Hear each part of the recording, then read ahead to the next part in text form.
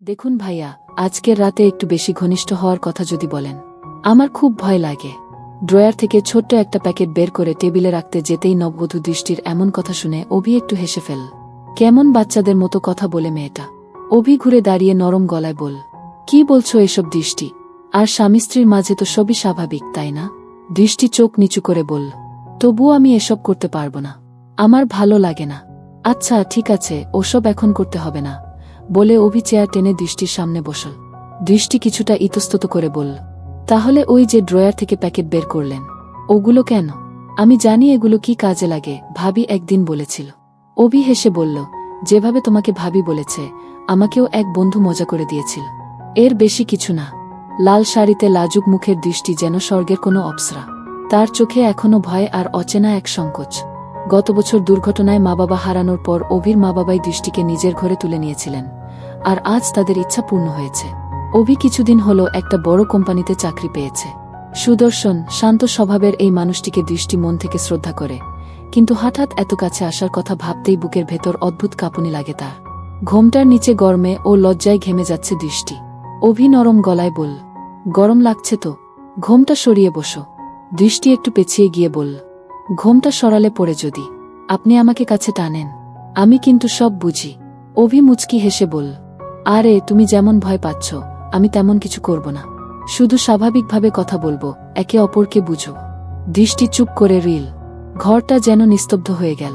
বাইরের হালকা বাতাসে পর্দা দুলছে, অথচ তাদের দুজনের চোখে অদ্ভুত এক টান, যেন কিছু না বলেও অনেক কিছু বলা হয়ে যাচ্ছে। ঘড়ির কাঁটা রাত 12টার কাছাকাছি। ঘরে হালকা আলো, বাইরে থেকে চাঁদের আলো এসে পড়েছে জানালা দিয়ে। দৃষ্টি চুপচাপ বিছানার একপাশে বসে আছে, ঘোমটা কপাল থেকে খানিকটা নেমে এসেছে। হাতে কাচের চুড়িগুলো মৃদু শব্দ করছে, কিন্তু তার চোখে স্পষ্ট ভয় আর লজ্জা। অভি বিছানার অপর পাশে এসে বসল, কিন্তু খুব কাছে নয়। এভাবে চুপ করে থাকছ কেন? আজ তো আমাদের প্রথম রাত, কথা তো বলো। দৃষ্টি মাথা নিচু করল, জানি না কি বলব। সবকিছু আমার কাছে নতুন। অভি নরম গলায় বলল, নতুন বলেই তো ধীরে ধীরে অভ্যস্ত হয়ে উঠতে হবে। আমি তোমাকে কখনো জোর করব না, কিন্তু তোমাকে বুঝতে চাই। দৃষ্টি একটু অবাক হয়ে তাকাল অভির দিকে।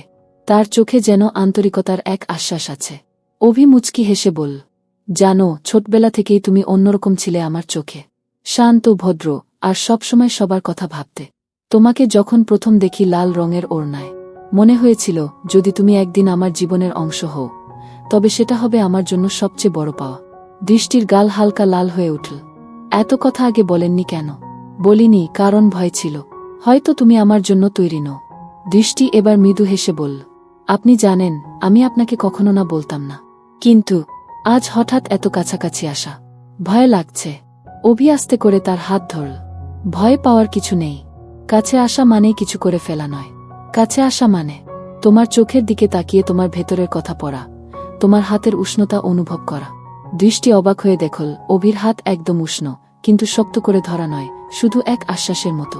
বাইরে হালকা বাতাসে পর্দা দুলছে, আর ঘরের ভেতর নীরবতার মাঝেও এক ধরনের রোমাঞ্চ ছড়িয়ে পড়েছে। দৃষ্টি ধীরে ধীরে স্বস্তি অনুভব করছে।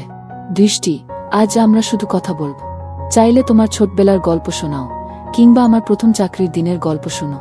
দৃষ্টি একটু হেসে বলল, আপনি নিশ্চিত কিছুই করবেন না? অভি মজা করে বলল, কিছু করব না বলিনি, বলেছি তোমার অনুমতি ছাড়া কিছু করব না।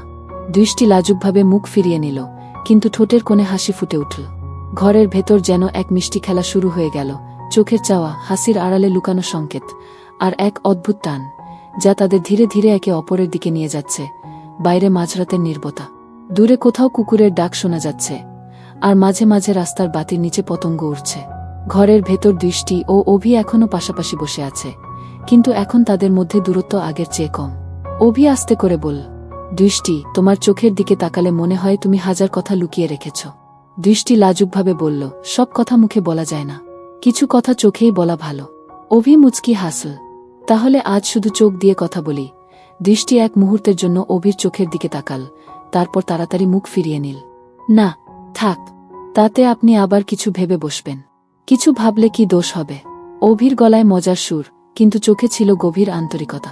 দৃষ্টি এবার হালকা হেসে ফেল, দোষ না হলেও আমি এখনো প্রস্তুত নেই। অভি ধীরে ধীরে তার কাছে এগিয়ে এল, কিন্তু কোনো তাড়াহুড়ো নেই। প্রস্তুত না হলে আমরা অপেক্ষা করব। তবে তোমার ভয়টা দূর করতে পারি, যদি তুমি অনুমতি দাও। দৃষ্টি অবাক হয়ে তাকাল। ভয় দূর করবেন কিভাবে? অভি নরম গলায় বলল, তোমার হাতটা ধরব, ঠিক আগের মতো। আর কিছু না। দৃষ্টি কিছুক্ষণ ভেবে মাথা নাড়ল। অভি তার হাত ধরল, আঙুলের ফাঁকে আঙুল জড়িয়ে দিল। সেই স্পর্শে দৃষ্টি শরীরের ভেতর হালকা শিহরণ টের পেল। দেখো, এটা তো কষ্টের কিছু নয়, তাই না? অভি বলল। দৃষ্টি চুপ করে রইল, কিন্তু তার ঠোঁটের কোণে আবারও লাজুক হাসি ফুটে উঠল। হঠাৎ বাইরে হালকা বৃষ্টি শুরু হল। জানালা দিয়ে ঠান্ডা বাতাস এসে ঘরে লাগল। অভি উঠে গিয়ে জানালার পাশে দাঁড়াল। এসো, বাইরে দেখো, কত সুন্দর লাগছে। দৃষ্টি ধীরে ধীরে উঠে এসে জানালার পাশে দাঁড়াল। বাইরে অন্ধকার, আকাশে বিদ্যুতের ঝলকানি, গায়ে বৃষ্টির হালকা ফোঁটা লাগতেই দৃষ্টি কেঁপে উঠল। অভি মুচকি হেসে তার কাঁধে হালকা হাত রাখল। ভয় পেও না, আমি আছি। দৃষ্টি চুপ করে দাঁড়িয়ে থাকল, কিন্তু বুকের ভেতর অদ্ভুত এক উষ্ণতা অনুভব করল। এই মুহূর্তে যেন ভয় আর লজ্জা মিলেমিশে এক নতুন অনুভূতি জন্ম দিচ্ছে, যা তাদের ধীরে ধীরে একে অপরের খুব কাছে টেনে আনছে। বৃষ্টি তখন আরও জোরে পড়ছে। জানালার কাছে ফোঁটা জমে যাচ্ছে। মাঝে মাঝে বিদ্যুতের আলোয় বাইরে ঝাপসা শহর দেখা যায়। দৃষ্টি জানালার ফাঁক দিয়ে বৃষ্টির গন্ধ টেনে নিচ্ছে, কিন্তু বুকের ভেতর ধুকপুকানি এখন বৃষ্টির শব্দের চেয়েও জোরে শোনা যাচ্ছে। অভি একটু পাশ ঘেঁষে দাঁড়াল। তার গায়ের উষ্ণতা দৃষ্টির কাঁধে এসে লাগতেই দৃষ্টি থমকে গেল। ঠান্ডা লাগছে? অভির কণ্ঠে ছিল মোলায়েম সুর। না, মানে। দৃষ্টি কথাটা শেষ করতে পারল না। অভি ধীরে ধীরে তার ওড়নার একপাশ কাঁধে টেনে দিল, যেন ঠান্ডা বাতাস থেকে আড়াল করে দিচ্ছে। দৃষ্টি অবাক হয়ে তাকাল। চোখে কোনো দুষ্টুমি নেই, শুধু এক ধরনের কোমল যত্ন। দৃষ্টি, অভি আসতে বলল, তোমাকে ভয় পাইয়ে দিতে চাই না, কিন্তু তোমার এই লাজুকতা, জানো, এটা আমার কাছে সবচেয়ে সুন্দর জিনিস। দৃষ্টি চোখ নামিয়ে নিল। তার আঙুলগুলো কাচের ধারে হালকা নকশা কাটছে, কিন্তু মনটা যেন কোথাও হারিয়ে গেছে। হঠাৎ বাইরে বজ্রপাত হল। দৃষ্টি হালকা চমকে অভির দিকে আরও সরে এল। অভি সেই সুযোগে তার দুই হাত নিজের হাতে নিল। দেখো, আমি বলেছিলাম না, ভয় পেও না, আমি আছি। দৃষ্টি এবার চোখ তুল। তাদের চোখ দুটো এক মুহূর্তের জন্য আটকে গেল। বাইরে বৃষ্টি, ভেতরে সেই নীরবতার মাঝে শ্বাসের শব্দ স্পষ্ট শোনা যাচ্ছে। অভি মৃদু হেসে বলল, যদি বলি এই মুহূর্তটা যেন থেমে যায়, শুধু আমরা দুজন থাকি, বাকি সব হারিয়ে যাক, তুমি কি রাজি হবে? দৃষ্টি কিছু বলল না, শুধু চোখে এক অদ্ভুত সম্মতি ফুটে উঠল। বৃষ্টি তখন আরও জোরে নামছে, কিন্তু ঘরের ভেতর যেন সময় ধীরে ধীরে গা হয়ে আসছে, যেখানে ভয় আর লজ্জা মিলেমিশে জন্ম দিচ্ছে এক মিষ্টি, গভীর রোমাঞ্চের দিকে।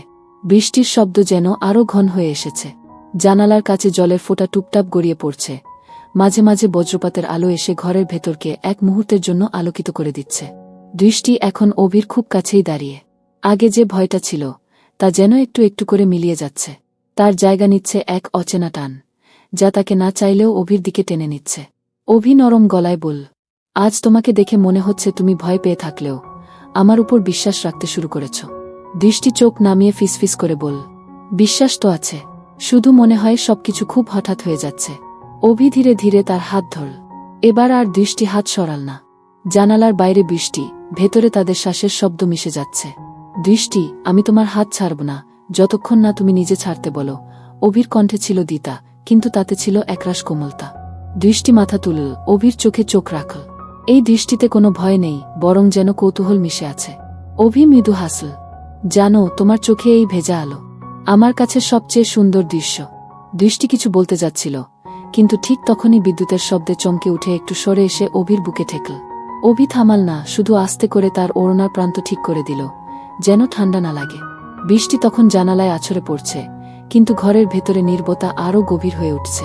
অভি ধীরে ধীরে বলল, দৃষ্টি, যদি বলি আজ আমরা কিছু কথা জমা রাখব না, সব খুলে বলব, তুমি কি রাজি? দৃষ্টি হালকা মাথা নাড়ল। রাজি, কিন্তু আগে আপনি বলুন। অভি নরম গলায় নিজের অনুভূতির কথা বলতে লাগল, কিভাবে ছোটবেলা থেকে দৃষ্টিকে ভিন্নভাবে দেখেছে, কিভাবে তাকে হারানোর ভয় সবসময় মনে ছিল। দৃষ্টি একদম চুপ করে শুনছিল, যেন প্রতিটা শব্দ নিজের ভেতরে টেনে নিচ্ছে। একসময় অভি থামল, তার হাত থেকে আলতো করে দৃষ্টির আঙুলগুলো জড়িয়ে ধরল। এবার তোমার পালা। দৃষ্টি ধীরে বলল, আমি ভয় পাই, কিন্তু আপনার কাছে থাকলে সেই ভয় কমে যায়। আমি জানি না এটা ভালো নাকি খারাপ, তবে আজ মনে হচ্ছে যদি সারা জীবন এমনই থাকে, আমি খুশি থাকব। অভি তার চোখের দিকে গভীরভাবে তাকাল। এই চোখের ভেতরে যে কথা, তা কোনো শব্দে বোঝানো যায় না। বৃষ্টি তখনও পড়ছে, কিন্তু তাদের ভেতরে যেন অন্য এক স্রোত বইছে, যা লজ্জা, ভয় আর মিষ্টি রোমাঞ্চে ভরা।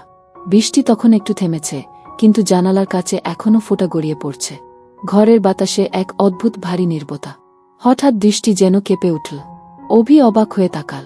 কি হয়েছে? দৃষ্টি কিছু বলল না, শুধু একদম সাদা হয়ে যাওয়া মুখে তাকিয়ে রিল দরজার দিকে। দৃষ্টি, বলো তো কি হয়েছে?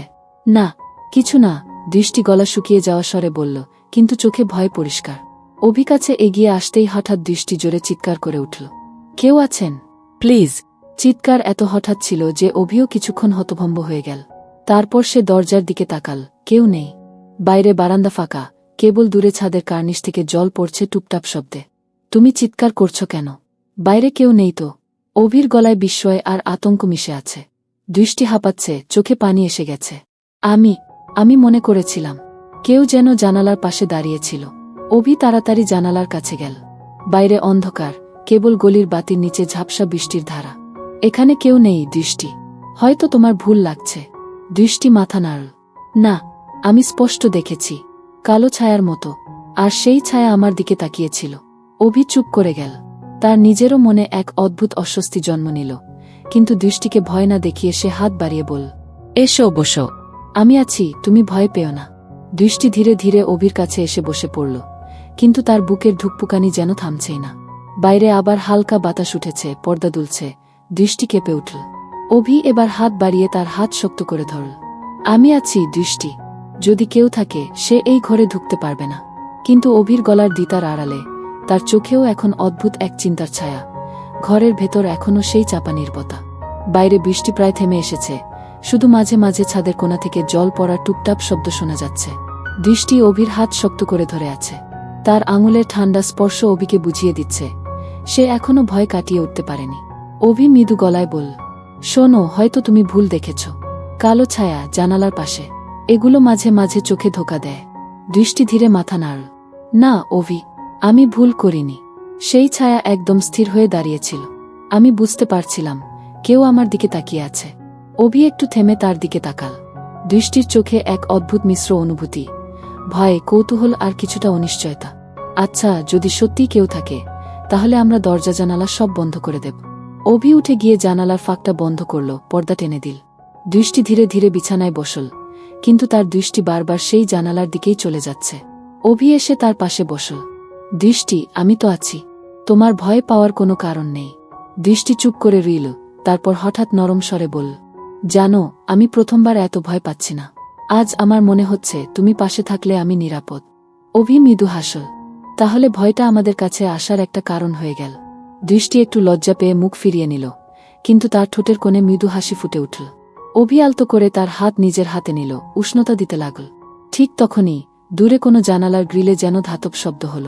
দুজনেই থমকে গেল। অভি তাকাল দরজার দিকে, দৃষ্টি আবার চুপচাপ অভির হাতে আরও আঁকড়ে ধরল।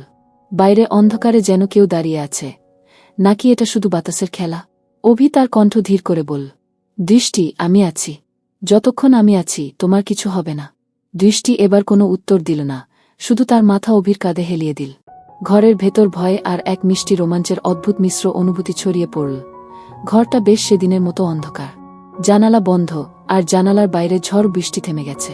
কিন্তু দৃষ্টির হৃদয়ের ভিতর এক অদ্ভুত উত্তেজনা কাজ করছে, যা সে আগে কখনো অনুভব করেনি। হঠাৎ অভি কানে এক অদ্ভুত শব্দ শুনল।